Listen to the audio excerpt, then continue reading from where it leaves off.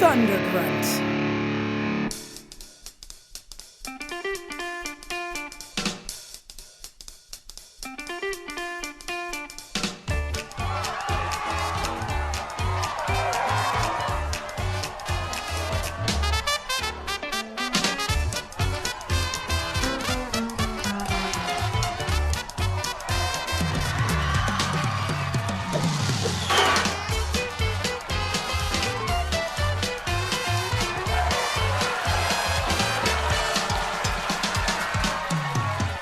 Hey guys, Bob. introduce yourselves. I am Jimmy George. I am a full-time script consultant and a screenwriter. I am Jamie Nash, screenwriter. I'm Bob Rose. I'm a filmmaker and I'm really tired, but I'm gonna wake up right now. Yeah, man, that's Hey. an appropriate problem for you to have for this podcast. I know. I'm usually pretty perky on Dude, the you podcast. go Bob to hasn't sleep, been you sleeping. die, dude. It's a form of death. Yes. Temporary. And that's relevant because today we're going to talk about the 1984 classic, Nightmare on Elm Street. I can't believe it's from 1984. Wow. 1984. The Based same on year. the Will Smith song, Right, That's right. exactly. Nightmare on My Street. That's actually from Nightmare on Elm Street 2, Jamie. Okay. Not to be a stickler or anything. And What? not like officially licensed, right? Yeah, that's No, they 'cause did he's- not have I don't permission think to so. do that. Oh, but And England's in Freddie- it. No, that's Yeah. not him. DJ That's Jazzy somebody- Jeff That's somebody was else? a Pretending music to be thief. Freddie. Yeah. Yeah, they didn't have permission. Oh, to I didn't do know it. that. Yeah. I always thought that was Robert That's why it's England. even more It was cool. Carlton. Either way, it's excellent. Yes, it is excellent. That's true art coming from true art right there. Mm-hmm. So yeah, Jamie, let's talk a little bit about what Nightmare on Elm Street meant to the world as far as box office. I tell you what it meant. It meant $25 million. Okay. 25,504. That was domestic. They don't have an international total on this Box Office Mojo, but I'd say this was back in the time of VHS copies, and it probably made Mm-hmm. 5 times that over the Right. years on VHS and yeah, things like that. at home. Also, global box office in the 80s wasn't really something that was that really tallied in the 80s? doubt it, It yeah. was all domestic, right? Yeah. Anyway, I remember reading the IMDb trivia on this, and it said it was considered the movie that saved New Line in a really bad patch, apparently. So I did not know that, but and they call it the house that Freddy built. Right. oh, okay. Yeah, New Yeah. Line was the house that Freddie built. And we were talking about it. Like, New Line had a lot of movies that kind of saved it, I think, or were big hits. You can almost track them. I think, you mentioned, we couldn't remember if Dumb and Dumber was one. I think I Austin remember hearing Powers, that. I'm sure, was. Oh, yeah. Lord of the Rings, eventually, Oh, you know. yeah. But Nightmare on Elm Street, That was their gamble. I Yeah. think Lord of the Rings was their big one. that, Gamble, absolutely. yeah. And Nightmare on Elm Street kind of fueled it for a long time. It was, so Bob Shea is the executive. Mm-hmm. I think Wes Craven wrote this. I mean, this was the original screenplay by Wes Craven. He'd come off of Last House on the Left many years earlier. I mean, that I don't know. Was this the follow-up to that? This is I don't know if it was the follow up, but this was his next. I'll check while you're big- talking. No, he had The Hills Have Eyes. Hills Have Eyes. I was also gonna there. say he's done. Yeah. He had a rep for being a horror master by Yeah. this point. Yeah, and he was Yeah. a guy that really wasn't into horror and stuff. He was coming from a different, I think, like a fundamentalist background or something. That's so and he had, interesting. he really didn't know. And I think Sean Cunningham actually encouraged him. The Friday the 13th. He was a good friend of his, and he encouraged him to go into horror. Wow. From what I understand, I did not know that. Sean Cunningham falls into a lot of people's histories. He's a guy that He's a mover and a shaker, he man. does. He's when you're telling people stories in the horror industry, he often comes I mean, up. he's the spark He for seems a lot of people's careers. I don't know about that, but he seems to be lurking in there like a Freddy Krueger. Well, let me ask you this: Do you guys consider this a spark in Craven's career? I mean, like Hills Have Eyes is pretty huge, and Last House on the Left is This one's really commercial, though. it is the commercial I- spark. I think- I'm asking it rhetorically. Yeah, I mean, like, yeah. yeah. I think from what I've read in interviews and stuff with him, this is the one that made him comfortable. Like the Right, other ones, okay. he was still a struggling guy, wondering what to do next, wondering if Okay. he should give Who it am up. I? And Who then- am I? Yeah. And then this is the one that put him on the trajectory. Okay, I'm going to be able to, pay for my retirement. Sustain his or something. career as a filmmaker Sustain his career. indefinitely. Yeah. Wow. Okay. And That makes maybe sense. also as a horror filmmaker too. Yeah, yeah, like, probably. horror is what I should be doing. Yeah. Maybe because you said he was kind of, you didn't know what he should have been doing. well, I don't know about that, but I okay. think it was more financial and things like that. Okay. Yeah. You know, like he was wondering, you know, should I sell? I am making this up, but should I sell the house? Should I move back home? I thought we were making all of this up. Yeah, absolutely. This is like It's not a real movie. It's like No. George Lucas in Love. We'll do Wes Craven in Love. And then this Somebody guy out Freddy there came, would and do I a fell in great love with job him. with that. This really ugly friend he had. Some creepy guy that lived on the street that wore a sweater. This podcast is taking a whole new direction. The Develop Your Short Film podcast. Oh, jeez, that'd probably be really popular. Absolutely. You know, I'd actually I hadn't seen this movie in about 5 years, and I actually didn't know that it was a solely written by Craven himself. For some reason, I always assumed There was somebody else. there was involved. co-writers or something. Yeah. Because honestly, when you look back and you see something that's such a phenomenon, Yeah. you think not one person couldn't just come up with Right. that. There's like a lot of. There has to be a bunch of people. There had to be a involved. think tank Yeah. to come up with Freddy. Yeah. Exactly. Right? And no, it's and the germ soul of writing. the germ of his idea is especially relevant today. I mean, I got off of an agent call the other day that said what they're looking for. You know, it's always some crazy thing like what Platinum Dunes or Atomic Monsters looking for. They're looking for ripped from the headlines horror, ripped from the headlines. But then there's always like this kind of stretch as to what ripped from the headlines mean. Like on one hand, The Conjuring is ripped from the headlines. I mean, old headlines. Can you headlines. Can you kind of explain what that? Yeah. Sure. It usually means there's some nugget of truth that you can kind of pitch it as.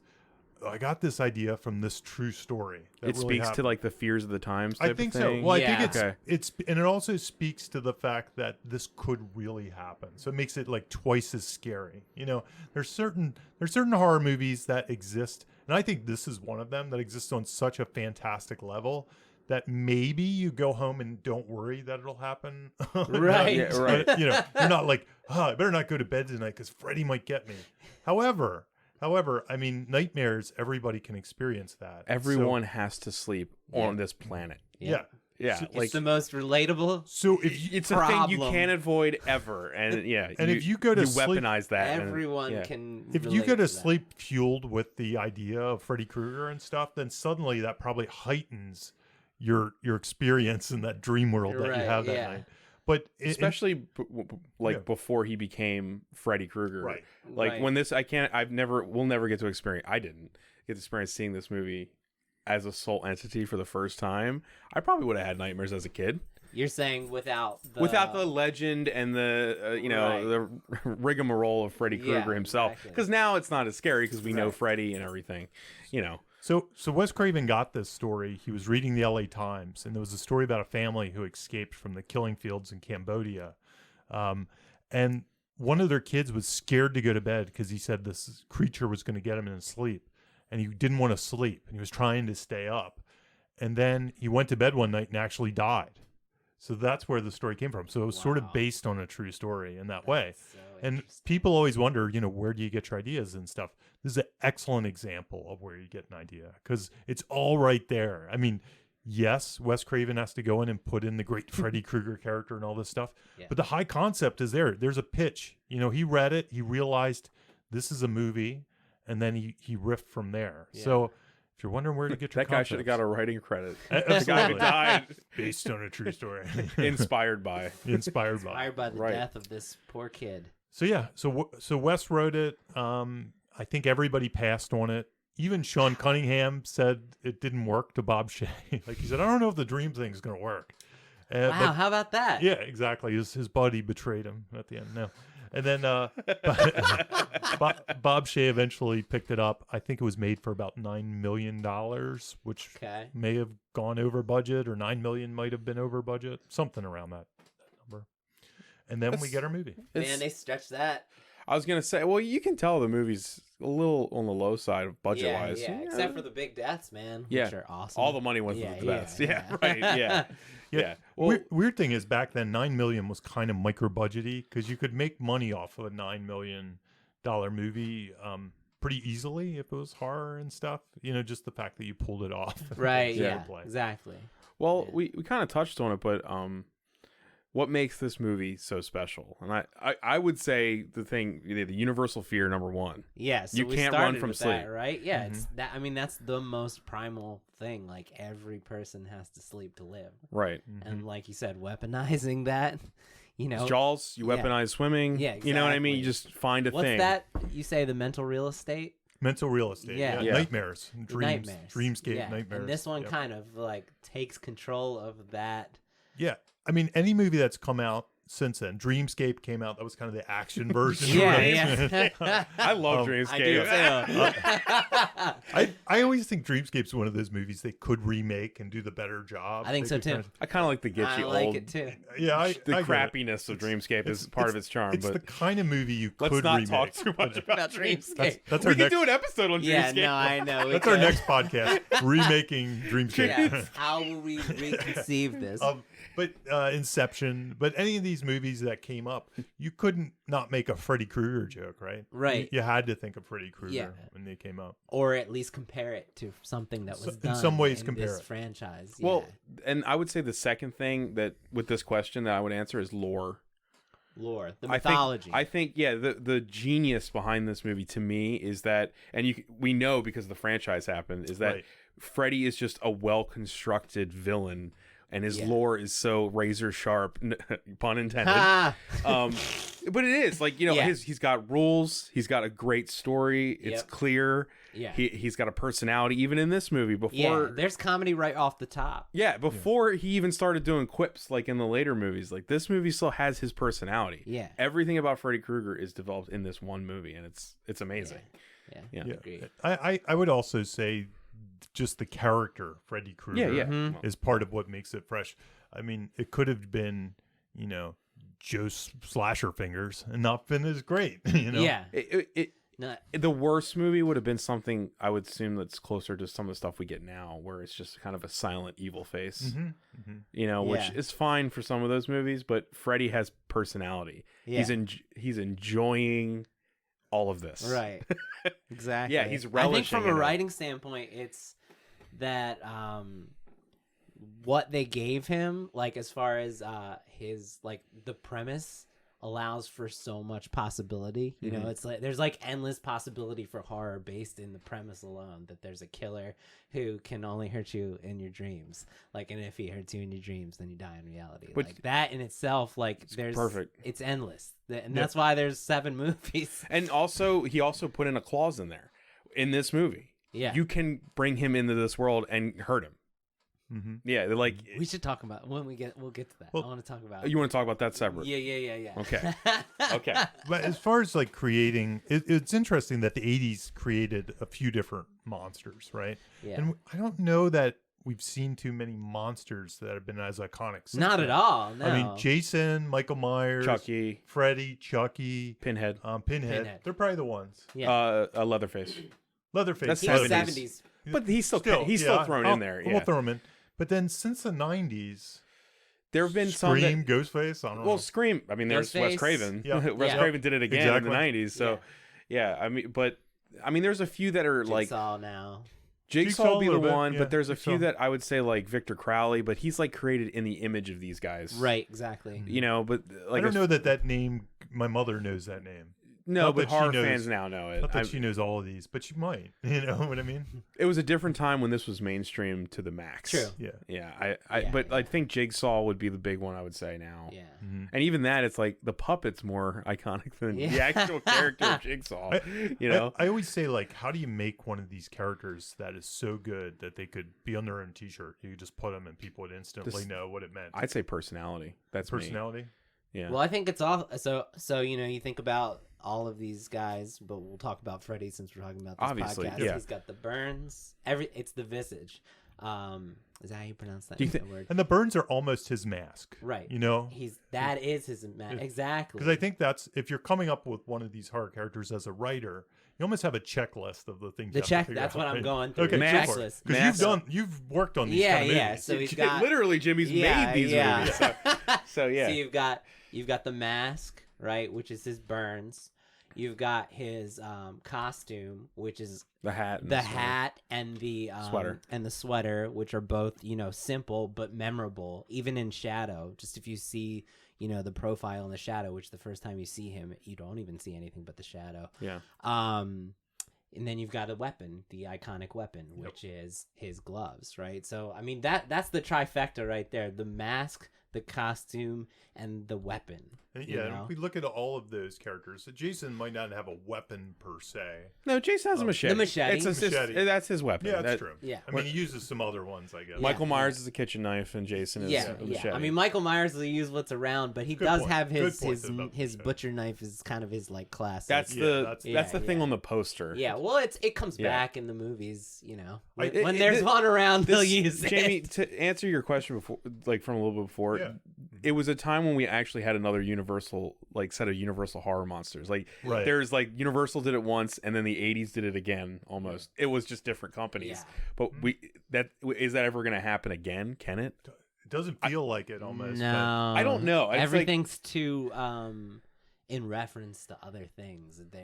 I feel like everything that's made now is too self-aware of the Society has previous to break down monsters. so it can happen again. You know what I mean? It's like, oh, this is our take Well, look, on that One other of the famous one monster. we named was Scream, and that was basically, Yeah. pastiche of the older stuff. No, it's Wes Craven, like you know, homaging Wes Craven. Yeah, Going- exactly. Yeah, exactly. No, Yeah, but going absolutely. back to the monster creation, so you got your the trifecta that I just said: the costume, the mask, the weapon. But then you also have to define: do they have a voice or are they voiceless? Okay. And then once you decide that, then you decide: do they have humor or are they humorless? Because for instance, we'll take a non-horror but also relevant Terminator, right? Mhm. So there's that great scene in Terminator. It's like one of my favorite. Terminator movies. is a slasher movie. Exactly. Yeah. It functions that way. Yeah. One of my favorite moments in any movie is when someone is yelling at him. He's like fixing his eye. Someone's yelling him outside the door, and he has all the options of what he's gonna say back at the computer, and it's like, "Go away." Fuck you. Right. And then on the bottom it says, "Fuck you, asshole." Right? And Yeah. he chooses "fuck you, asshole." So he's got a sense of humor. Are we allowed to you say know? that in this podcast? No. Yeah. But anyway, so Yeah, no, you're right. it's really when you choose whether that killer is going to have humor or not, I think that defines what's going to happen, you know. Well, and that- how you, That's a great point, because like the reason all those characters are great is because each of them is special in their own way. right. With Freddy, what makes Freddy special? I would say his personality, and I would honestly say his backstory Yeah. too. Like as far Yeah, from the a writing backstory is important. I yeah. think I mean, the movie opens with the backstory, so it shows how important. well it is. that it kind of does. Yeah, it does. Well, I was taught not just that. It a kind lot of them do. Yeah, I mean, like his backstory is also kind of a different play than the rest of them, because you've got this weird like guilt revenge story all going on at once in this movie, Right. That's true. and it also makes you question who's the bad guy. Right. Who is? I mean, Freddy was always bad, you know, Yeah, from a writing standpoint, but that is the one thing. he's a child murderer, so I'm not, you know. Yeah, saying that is the one thing that's interesting about it, and not to jump. Is it the parents? not That's what- to jump to another topic, right.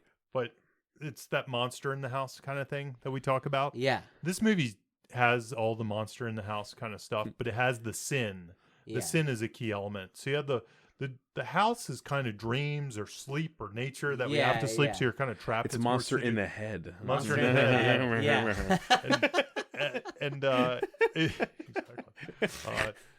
so he, it has, and the sin becomes the ultimate thing that caused him. It's his origin story, which is very common in most monster analysis. Sometimes not. Like I'm not sure that Jaws that's common. Like it doesn't create Yeah, the shark, there's- but yeah. it traps the people into the. Not Yeah, to talk about yeah. Jaws.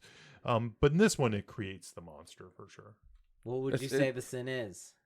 I think the sin's the murdering of Murders. Freddy. Like very specific. Oh, the sin of the town. Yes. That's right. Yes. That's right. yes. That's So- yeah. Yeah. I think it Freddy's becomes a story Freddy's about that. You know what's great is when I actually saw Robert Englund like live at a con, he was talking about how like Freddy and Jason were always there to punish teenagers for their sins, for drinking and smoking, having sex. Yeah, yeah. But the thing is, when I rewatched this movie, it's like he's not Freddy. As at his inception though, wasn't about that. No, you're right. I don't feel that message coming through in this movie at all. Like the kids are being punished for being bad. No, you know what I mean. He's a spirit of vengeance against vigilante justice. Yeah, it's like the best like anti-mob mentality movie possible. I do think he represents you know? like temptation though of of being. well, there's definitely some puberty issues. Sure, I'm not change saying of it's not life there. thing going on. Yeah. I'm saying that I don't unlike think Michael that's- Myers or Jason, like Jason's Yeah. it's obviously very 100. on the nose. Jason yeah. literally is killing. He's like, oh, you have a penis and a vagina. You're Like, gonna die. You're dead. Yeah. But this, Like he this has a movie, radar. It's more this movie specifically. I think the sequels go way deeper into like punishing teenagers. This one to me doesn't feel like punishing teenagers for their sin. It's punishing the parents by way of, which I think is kind of genius. Yeah, there's all these they levels. killed him. Yep. Yeah, that's a good point. It's a very simple through line, but there's all these levels to the idea, and it's great. Mm-hmm. Yeah, It's a good call. Yeah. But you're right. And Yeah. as far as the construction goes, the mythology behind it is like also very important. Right. Yeah. Right. And I think if you can find, like these days, a lot of stories find folklore, untapped folklores, Yeah. true stories, all that kind of stuff to actually, as part of that mythology. The 80s was kind of a time, like for a lot of these characters, they were more simple. They were either revenge, sometimes the unknown motivation even came into play.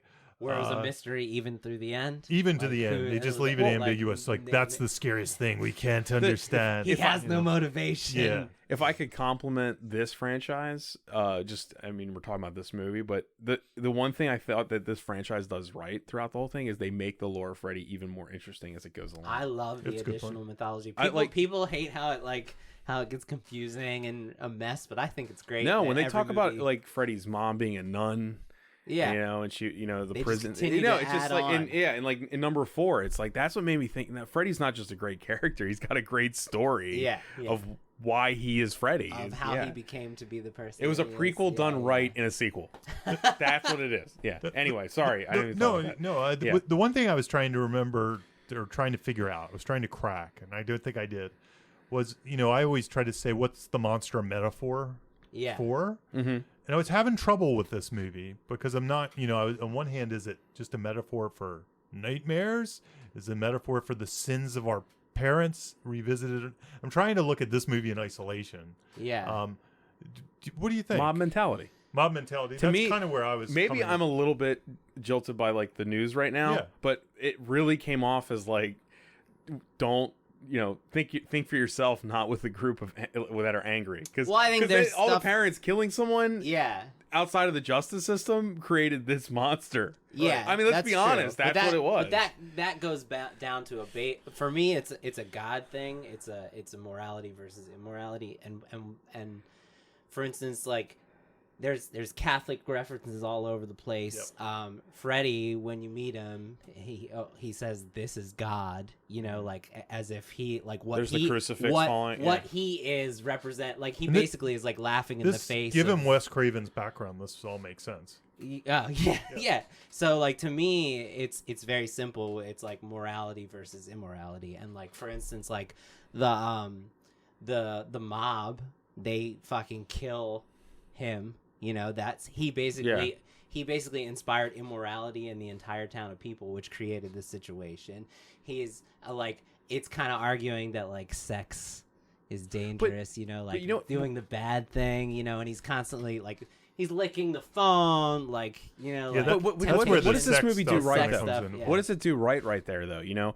The great thing about Nightmare is you don't know whose side you're on with the story of the parents. Yeah. Because in the end, he was a child murderer. Yeah. The movie showed you straight up. Yeah. Well, he is a sick child murderer, and then honestly- they kill him, and you're like, well, Well. I think who most- was right? Yeah, So exactly. you Yeah. always are living with this question throughout the whole movie. Yeah. Yeah.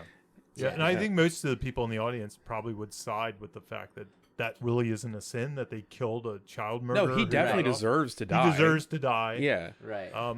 What was their alternative? Because I think the law failed them. Isn't Yeah, that they right? say Yeah. that they say it was because of a technicality in the case. Let him kill the kids. In some ways, they did the strong and right thing in a weird, twisted Yeah. sort of way. But in this particular movie, I guess it goes to show you. And I think so. I know we're talking theme a little bit here.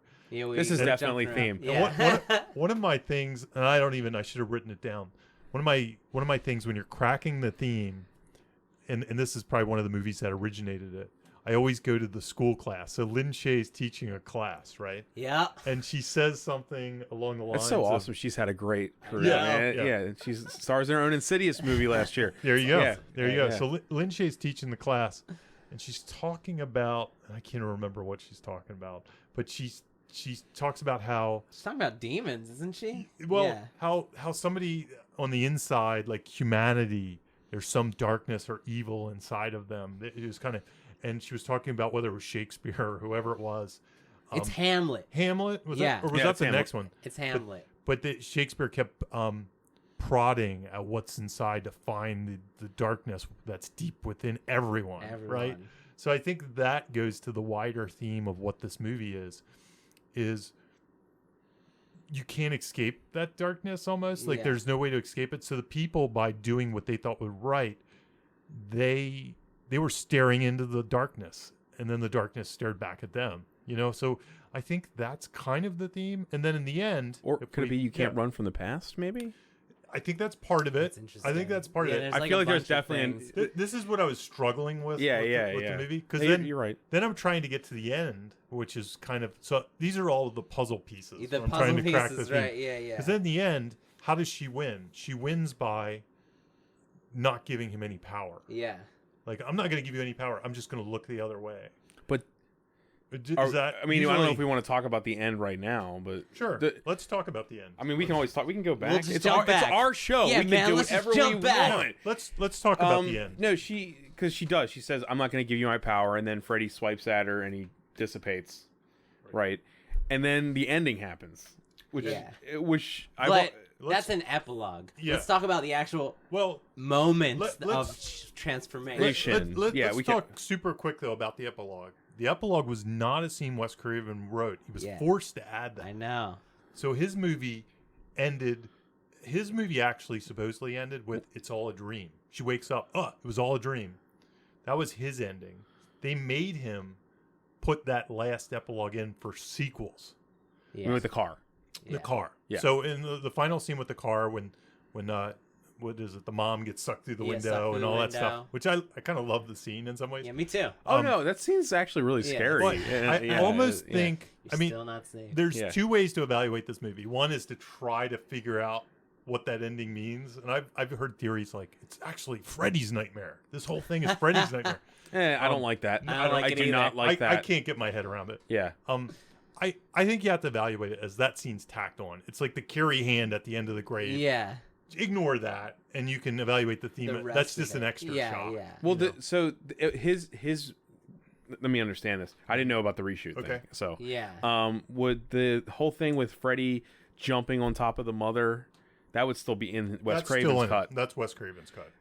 Okay, because even then, that's something that I think could be discussed, even from a writing standpoint. absolutely. Because that's the one time in the movie where my brain's like, okay, I'm not trying to nitpick plot holes, but I was just like, how does this fit into the lore that's been set up in this movie Right. so far? Because he disappears, Yeah. and then the mom is like a skeleton that fades into the bed in Right. a blue light, and I was like, I don't understand.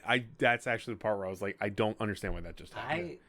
I will. No, help me. I Help me think understand. the entire I've never understood that. big Home Alone booby trap finale is a dream. Yes, Yeah. and that's what Wes intended. And keep in mind what her boyfriend says to her. He said something along the lines. He gave her the key to getting out of it. Yeah. He says, "Remember, it's all just a dream. So when you Yeah. get to that moment, just don't, remember it's a dream, and you'll wake Yeah. up." I have a feeling like at the end she turns around. The script's online. I should have read it in preparation for this, but I think she turns around and says it's just Which a we dream don't do for and this wakes podcast. up. Yeah, we don't. We evaluate the movie writing based on the movie. based The on movie is the script. yeah, the story of the movie. Yeah. But yeah. Yeah, so the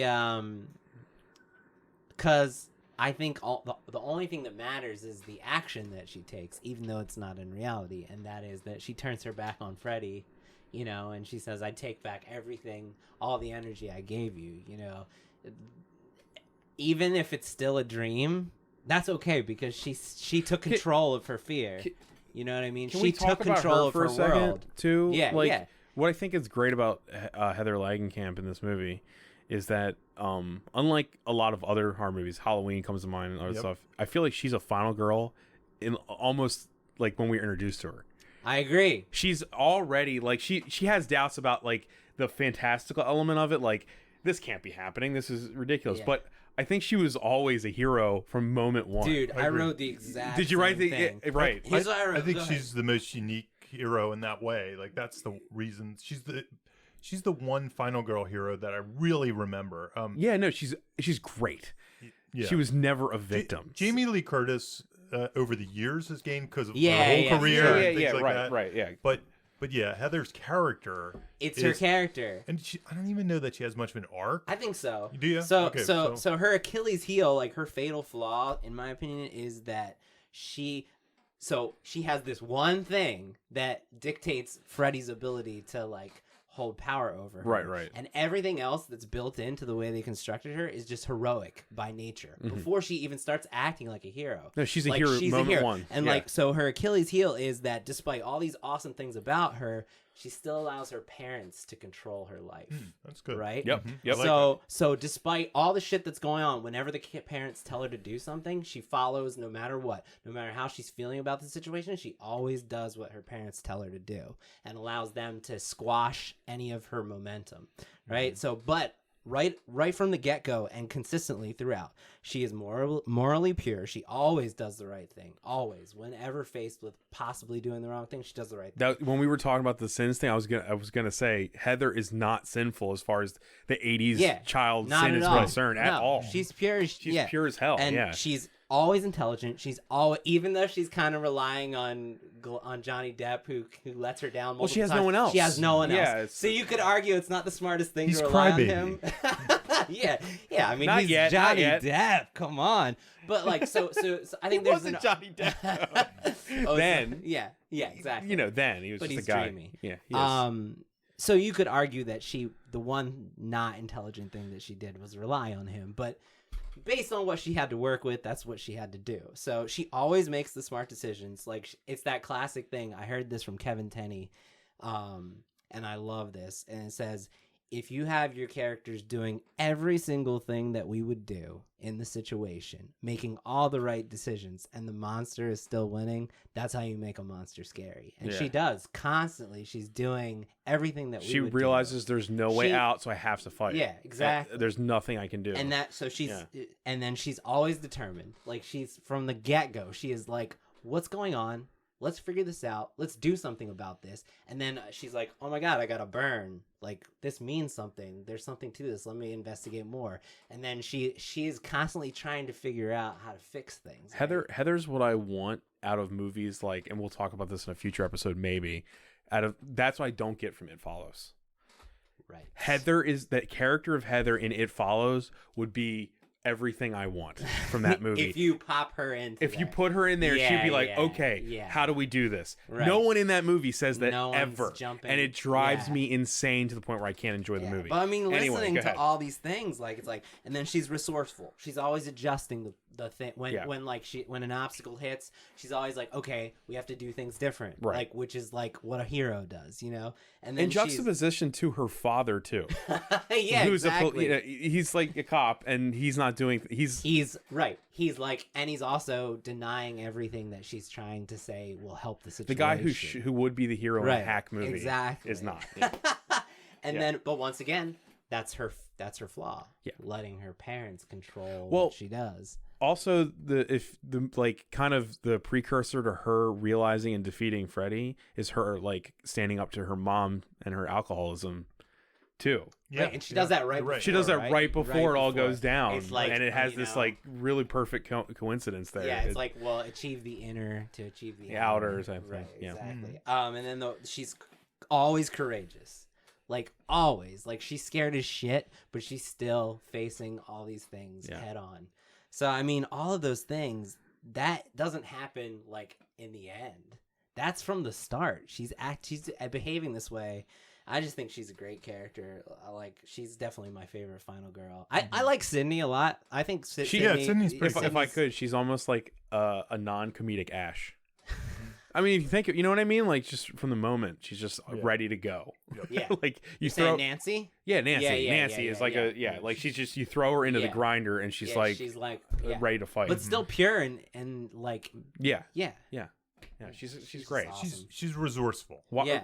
In the rewatch of this movie, that was the thing I picked up the most. I was like, man, she's awesome. I love Nancy. Yeah. Nancy's so great. Yeah. And she doesn't have the one-liners and like the. No, she's not. Doesn't need them. That's why I said there's no comedy It's there. her But actions. I like the part where she goes groovy. What would you say her arc was? So that's why. You were kind of down. you kind of Yeah. I think he kind of touched it a little bit. Take but- control of your life instead of allowing others to control it for you. okay. So it doesn't necessarily have to be you take control of your life or instead of your parents letting you, it's others, right? And that kind of goes back to your mob mentality. Yeah. Don't do what the mob wants you to do. Yeah. Do what you want to do. But and also how you beat a dream, I guess too. Yeah. Well, so that's don't let your dream dominate you. You're in charge. Yeah, exactly. Take control. You know. Right, and that's Freddy. Nightmare, Freddy wins because of control. Yeah. Right. Yeah. That's his main power. Like he can if he controls your if he basically keeps you afraid in your dream, then he controls your dream. But if you face up to him, then and you control your dream. So it goes with the arc. Yeah. Would you say Heather's arc has like its own beats? So let's say you were constructing a screenplay like this. Could you almost point out like this is the first act? Could you see the growth? I think you go to the parents. I think if you go to the parents, go to all the parent scenes and how they That's force kind of the B her, story. Yeah, how they force her to like basically self-doubt. Yeah. And they're almost gaslighting her. Exactly. Because throughout most of the movie, they know there's a story behind all this. Right, yeah. And they're pretty much gaslighting her into being like, no, they're just another set of you antagonists. just need some sleep. Right. Yeah. Right. Yeah. They're just They keep. They're like, it's like it's an abuser story almost. They're like, go back to sleep where you will be harmed. Jamie, you asked like in our original list of questions we were going to talk about. Jamie asked, "Are they the real villains?" And I said, that was me. Bob asked, that was me. They're overprotective drug addict murderers And wrong. and they're wrong. Yeah. Like they know Fred Krueger exists because they killed him, but they also are wrong because they don't believe that this could possibly be happening. You know, it's like on every turn they're like a nightmare. You know, but it goes along. If you think about it, I didn't really think about it until now. Watch your chair. Yeah, I wasn't talking into the mic either. Like, hey guys, I really think this is podcast bloopers. Yeah. Podcast bloopers. They also, just like Freddy, they control the kids, you know, and they basically fuel all their fears. Yeah. And you know, that comes right from the news story, believe it or not, that he originally, because nobody believed the kid, and they said go to sleep, and then the kid died. Good point. So it's kind of strange. That's really scary. Let me ask you guys something. I have no clue, but did their part of this movie remind you of The Exorcist? When they take Nancy in for the sleep study. Yeah. Oh yeah. Some reason that played like The Exorcist to me. Like parents always making it worse. That's what I think is one of the fresh things about this movie, is it's not it's labeled as a slasher, but it actually has elements of a possession movie. I think so. I was gonna write that in the time. I should have wrote that. It has just elements, to impress Jamie. Yeah, there you go. Damn it! But it mixes slasher genre, the possession genre, and also like Suspiria or something like that with some of the weird stuff. It's That's definitely call. of the 80s slashers. It's definitely the most like ethereal. It is. The most mindful, I think. I think that's why Sean Cunningham didn't like it. He's like, no way, you just have to have a machete. And then Jason ultimately went to hell. Yeah. Well, in defense of that works too. Yeah. Absolutely. That does work. It was a formula that worked. Man. So, what did we not hit on that we kind of skipped over? I think, we all enjoyed this movie so much we kind of we're talked just like, through the whole thing. Let's talk about this. I think we hit all our points. The one thing I was going to mention, kills. We didn't talk about kills. Yeah, let's talk about kills, because that's a good thing. And this will be kind of, I always talk about that. Those three things. The Stephen King version was, first I'll try to. I always mix up like what he says, but first I'll try to horrify, then I'll try to terrify, and I'm not proud. I'll go for the gross out. So, and I always translate that as to like dread, terror scenes, and gross out scenes kind of thing. And give us the can we go through? So dread is dread just and the terror. eerie feeling that something's off, Something's the wrong. creeping dread Yeah. kind of thing. Not to redefine it with the word. You can't see it. It's hard. You can't see You it. You feel just it's it. a feeling. You know the bad thing's coming. And I think the dreams are laced with that Oh my as gosh, well. yeah. Absolutely. So it's He so the- teases you before he kills you. yeah, this Yeah. movie, I think that's what this movie might have over typical slashers, because maybe Oh, definitely. you don't go long without a Jason, killing or something. They're more about the terrify and the gross Yeah. out. They do have a little bit of dread, but this movie has a lot of it. This movie has a lot of tension. All that the they dreams build. are atmospheric, All- definitely. once you're kind of dropped in that dreamscape and you realize that's where you are, it just becomes this whole thing where you've lost control and anything can happen and you're just waiting for it and you're waiting and then it happens, and that's the terrifying part. And then this movie, of course, has the gross outs too, because it's the Yeah. 80s and we love gross Yeah, outs. yeah. Would that be like Johnny Depp's death? Oh yeah, definitely. Absolutely. Yeah, yeah. The flood of The blood. flood of blood. The blood flood. Yeah, they have a lot of great kills. But like and the deaths. first kill is, I would say, terrifying. Terrifying. Like that is to It's me slow and the scariest part of this agonizing. movie is right at the beginning with Yeah. her getting slashed up. It sets that tone again. And a key thing for writers to do, if you can set something up in the very beginning that says, reader, watcher, you are in the hands of a madman. Anything can happen, and anything might happen at any time. Which Beware. I think I wrote it in here, how like the first quarter of this movie, you almost doubt that Heather's even that big of a character. It's true. Because I forget her name. Tina. It's her movie for like this For- small chunk. Yeah, for about And then, 10, like you said, the 15 minutes, madman yeah. slashes her up, and it's like, and now it's Heather. Yeah, It's like, it's oh, sort wait, of like what? that Marion Crane. Yeah, you yeah. know. Kind of a trick we've seen in a few horror Few movies. movies, yeah. Where they take that character. But this, and I think it's a film them. hard turn with like protagonist. Definitely, almost. It's like because the movie opens with Tina, and if Tina is the primary point of view for sure, yeah. and then it switches. Yeah, but yeah, but the kill construction, another thing as a writer you have to think of if you're coming up with one of these kind of movies. I mean, you have to think of what unique things. We always say this, but especially with a movie like this, Wes Craven had to sit down and say, how can I get the most mileage out of the dream stuff? Right. And he did it in lots of different ways. I mean, one way is to kind of use that whole thing where we never know if we're in the dream world or not.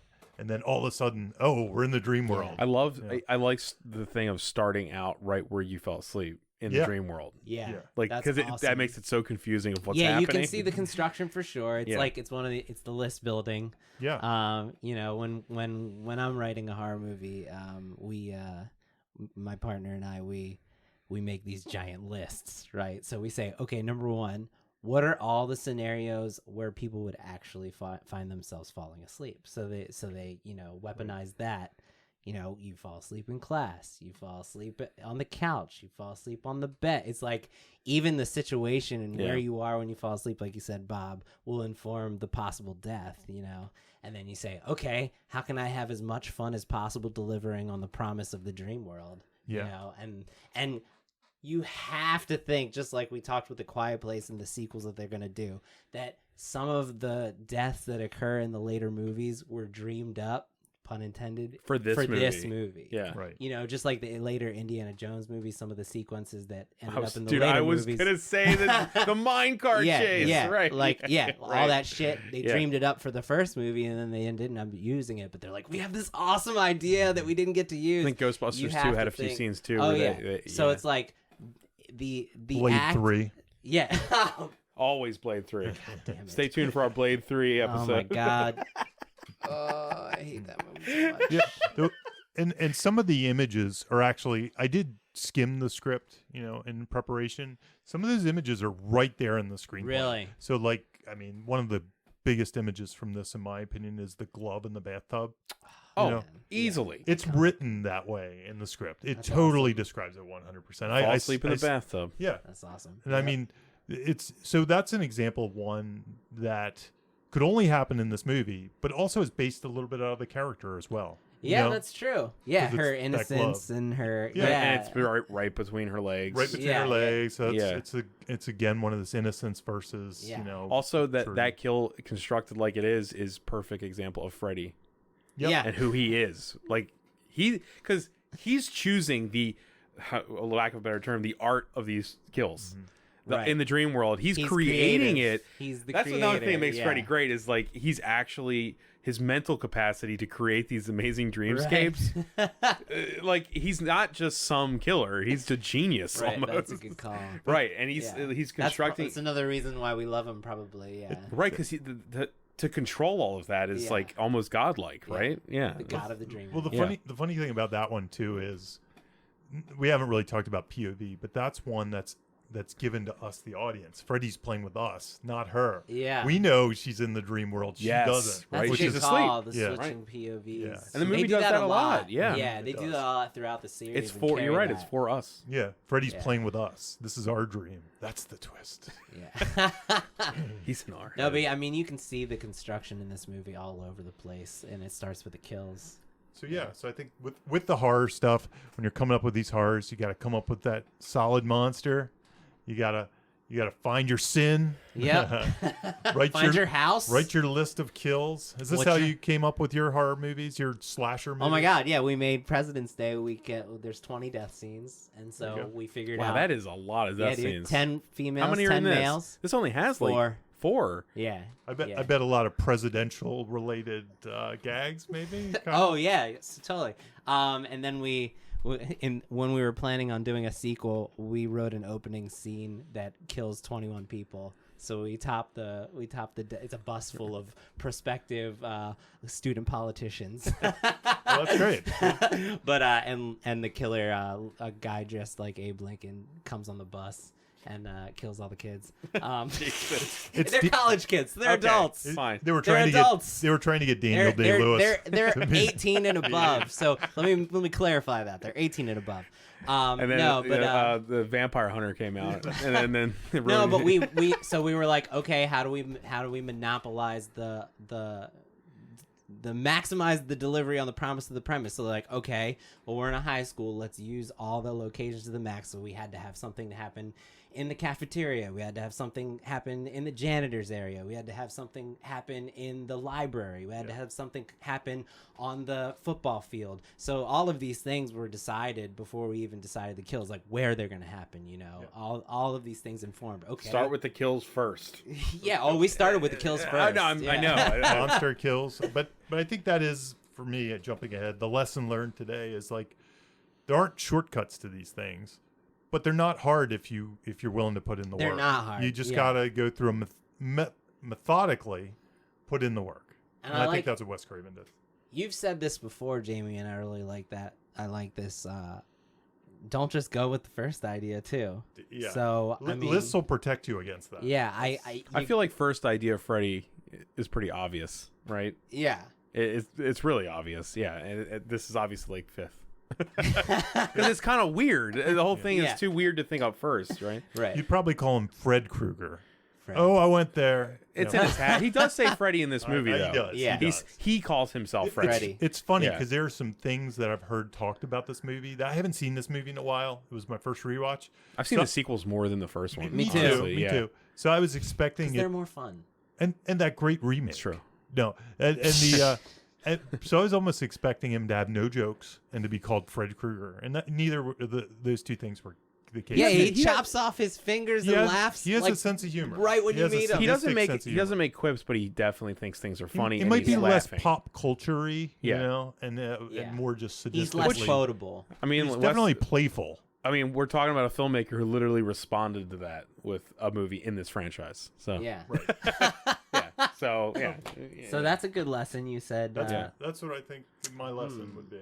My lesson is that you can have a hero who is already constructed in a way where they behave like heroically before the situation itself creates them into a hero, because so many of these movies we watch and the person is not heroic, and then they struggle and they sort of become a heroic character through the events.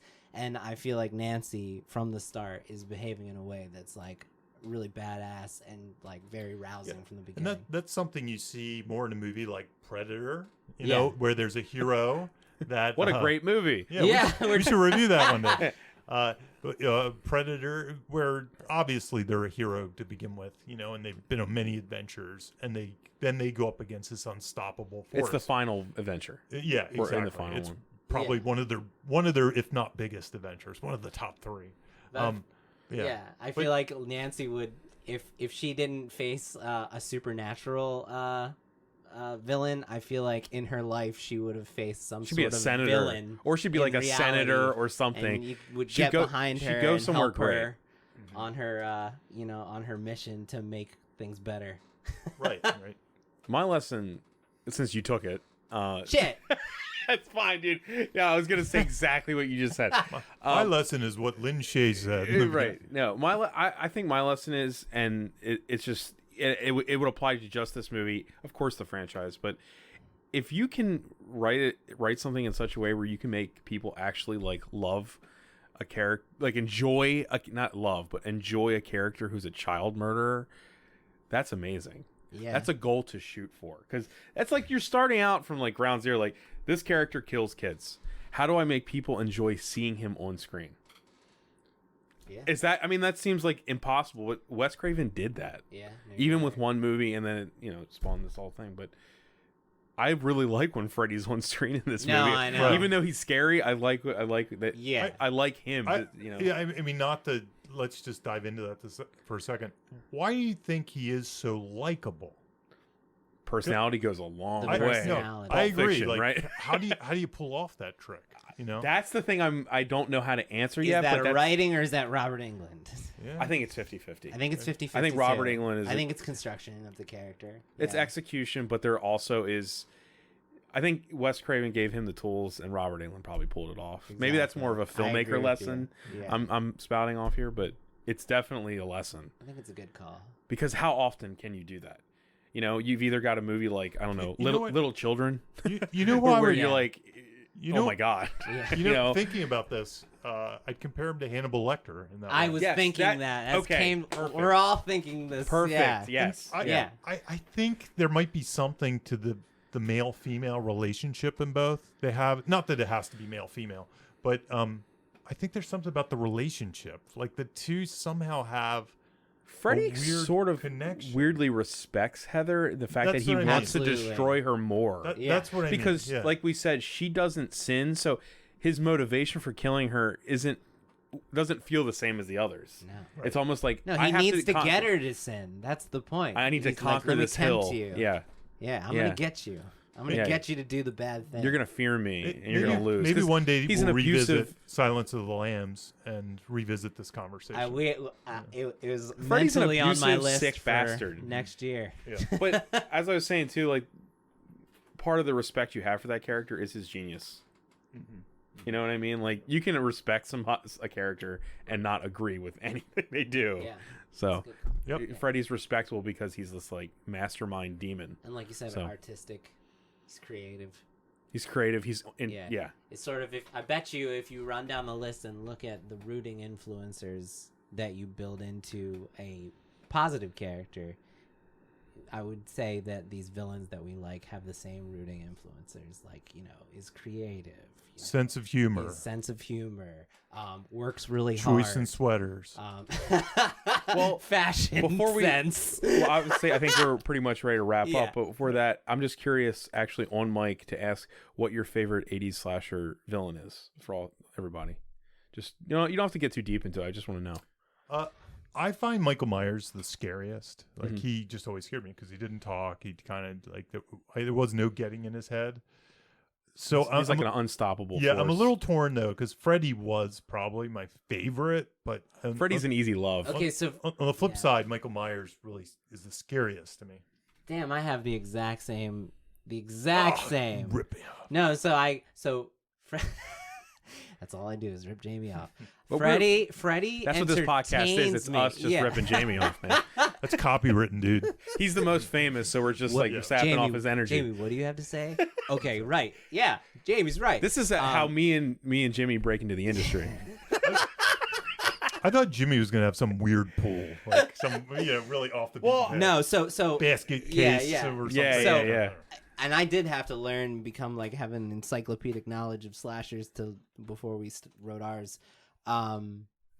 Freddy entertains me the most. Michael Myers scares the shit out of me because I'm actually it's like that you encounter that person that you don't know who's silent, and there's just something you're like, I need to watch my back. Like this person might do something. And isn't that kind of, it's amazing because Freddy's weirder and supernatural, whereas Michael Myers isn't. Originally. He's such a blank slate. Yeah. Everybody talks about him like he's not, but as far as his character and presence, he's so blank that it's terrifying. It's almost like a zombie mentality. You can't reason with it. Yeah. There's nothing. Well, and he's so fucking sneaky. Yeah. Like it's mixing just like be there. The Terminator's relentlessness with just that kind of pure evil killing machine kind of thing. Yeah. That's same with Jason too, I would say. Yeah. The Jason, there's something about Jason that doesn't fit in the equation that for me. He's a drowned, I don't know why. There's some vulnerability there from. I think it's that Sean Cunningham dude. Well, you guys, I feel like you guys know me enough to guess who my favorite is. It's pretty easy. Hear it. Come on, guess. I know. Say it. Chucky. Yes, easily. And and obviously, Chucky's I think he's in a much different way, unique from all those guys. Well, I was talking about the guy from Chuck and Buck. That's Chuck and Buck reference. Chuck and what a weird reference. Mike White's on Survivor. I love Mike White. Yeah. Chucky's always my favorite. Chucky's like a doll version of Freddy. Sort of, but there's also what he doesn't. Freddy is like this genius level intellect, and Chucky's smart, but he's also sleazy, and he's as a villain, he is just kind of gross. He's not like, so is Freddy, but he's like a trailer park villain. Yes, and that's why I like. Super sadistic. He has no reasoning for it other than just being a complete asshole, and I like that. Bob's scariest though is Leprechaun. Oh God, scariest honestly would be Pinhead.